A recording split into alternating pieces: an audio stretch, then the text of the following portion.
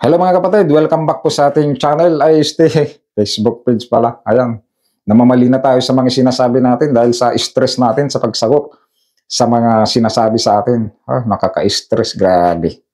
Pero bago pong lahat, basahin ko po muna itong post ni Ma'am Reyna ng Kulab. Ayan, ay ginagalang kita, Ma'am Reyna, Ma'am.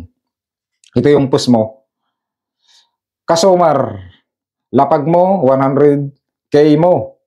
Ayan yung sa akin, bubudulin mo pa ako, hay pinabastos na lalaking to. Ako pa hinahamon mo, hinahamon mga idol. Kapag di ko daw siya napakita ng 100K, bibigyan ko daw siya ng 100K dapat. Ang kapal na mukha mo, sino ko ba? Alam mo, mali-mali yung sinasabi mo, hindi mo iniintindi yung mga sinasabi ko sa'yo, hindi mo iniintindi. Salita ka ng salita. Hindi ko sinasabing maglakad o magpakita ka. Ano ba yung sinabi ko? Ay, grabe. Ano bang sinabi ko sa'yo? O sige, bago ko sasagutin, di bang topic it's filter yung post ko? Kaso, nagdamay ka ng tools mo, sabi mo yung tools mo at yung may sahod ka, kaya sinagot ko na rin. Diba? Sabi ko, pag wala akong maipakita sa'yo, na sahod ko, sa Facebook at YouTube ko, okay, pag wala akong maipakita,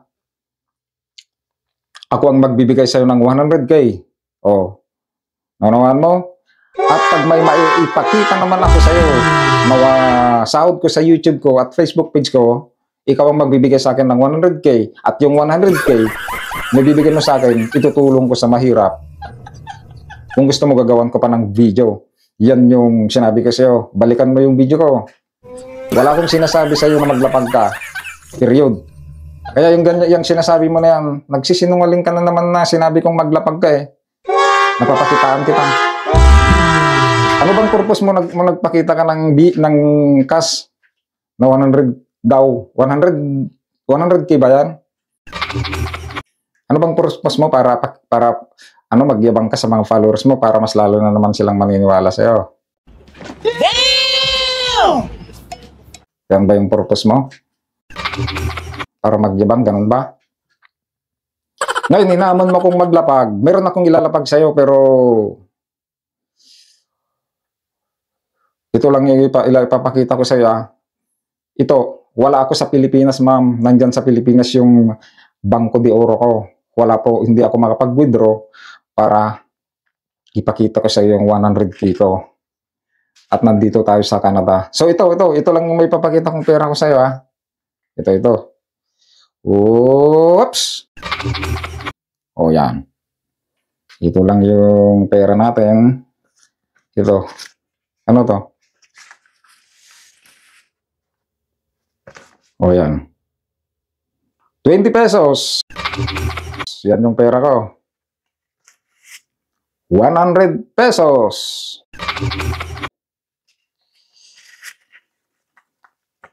5 pesos.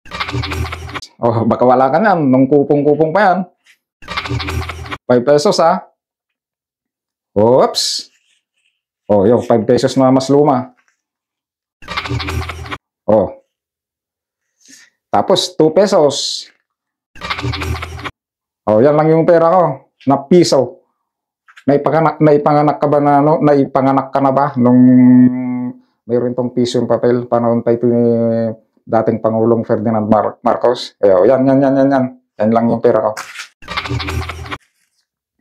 At ito pa. Ito yung pera ko. Mayroon ka bang ganito? Yan. May Saudi Arabian money pa ako, Damn! Anong tawag dito sa pera ng Saudi? Kayo na sumagot. Ito lang yung pera ko.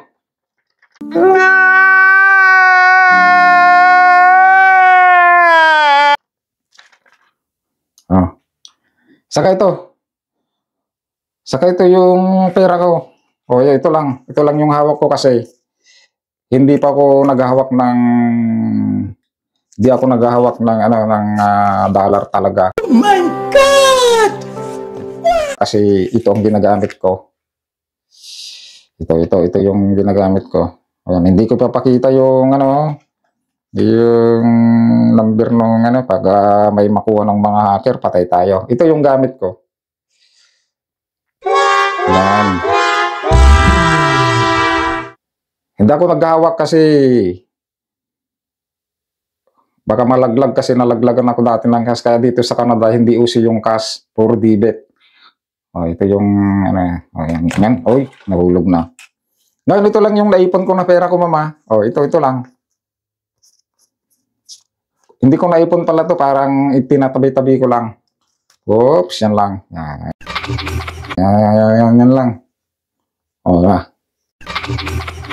hinamon mo kung maglapag, pero yan lang yung maipakita ko eh. Oh, yan.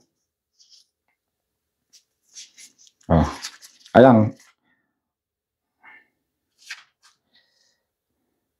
Ayan, siguro sapat na sa'yo. Basta yung sinasabi ko sa'yo, hinamon kita, hindi ko sinabing maglapag ka, pakitaan mo ko ng pera. Hinamon kita na pag wala akong maipakita sa'yo na sahod ko, ako ay magbibigay ng 100K. At kung meron ako, kung maipakita, ikaw yung magbibigay. So yan lamang, mga kapatid. God bless you all. Sana pag-share yung video, makabot kay Ma'am Reyna ng Kulab. God bless you all. O yan, o, pera o. O yan lang. Oops, yan lang yung may pakita ko eh. O, bye-bye, ingat-ingat. See you next time. May dollar pa pala ko. Oh, nakalimutan ko. Oh, bye-bye. Ay, US dollar pala to. US dollar. Bye-bye.